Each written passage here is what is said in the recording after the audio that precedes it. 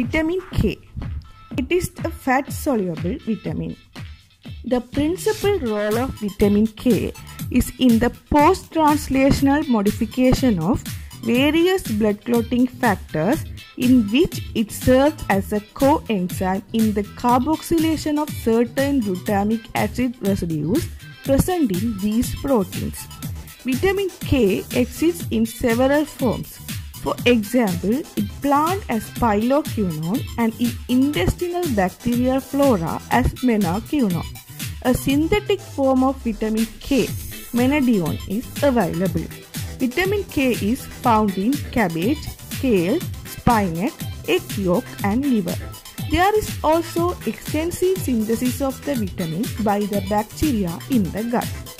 Functions of the vitamin K. The first function is formation of gamma carboxyglutamate.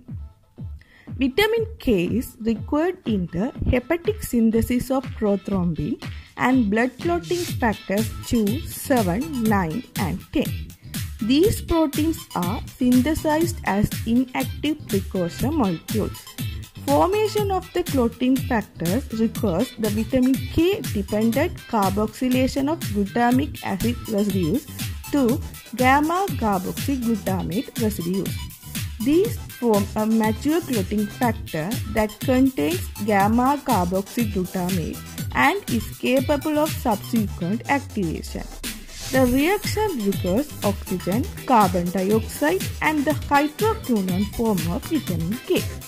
The formation of the gamma carboxyglutamate is sensitive to inhibition by dicumarole, an anticoagulant occurring naturally in spoiled sweet clover, and by warfarin, a synthetic analog of vitamin K. The second function is interaction of prothrombin with platelets.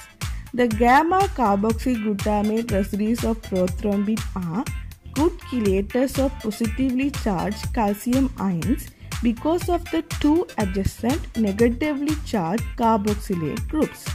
The prothrombin calcium complex is then able to bind to phospholipids essential for blood clotting on the surface of platelets. Attachment to the platelet increases the rate at which the proteolytic conversion of prothrombin to thrombin can occur. The deficiency and clinical indications of vitamin K. It is rare because adequate amounts are generally produced by intestinal bacteria or obtained from the diet. If the bacterial population in the gut is decreased, for example, by antibiotics, the amount of endogenously formed vitamin is depressed and this can lead to hypoprothrombinemia. Newborns have sterile intestines and so initially lack the bacteria that synthesize vitamin K.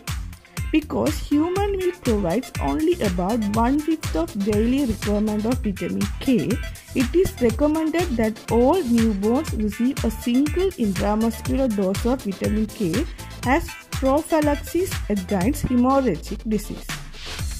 Prolonged administration of large dose of synthetic vitamin K can produce hemolytic anemia and jaundice in the infant due to toxic effect on the membrane of the red blood cells.